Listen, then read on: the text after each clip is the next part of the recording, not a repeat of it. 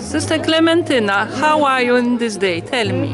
How are you feeling? How are you, sister? Well, I'm fine, but tell me about your feeling inside your heart. I'm filled with joy to have this day.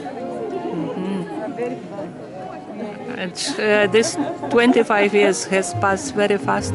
Yes, very fast. Very fast. And some people are asking me, sister, is it true you're celebrating 25? You look so young. Yeah. What about you, Sister Kristen?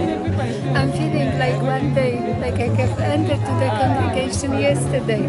So I can't believe it is already 25 years. And I'm very happy and grateful to God for all the graces that He has given me this grace that I can celebrate today the 25 years. Thank you. And what about Mother, having the 225 on your side? Oh, I feel so happy knowing that the congregation is getting stable with good true pillars supporting it. So Thank you very much, and let us enjoy God's presence. thank you.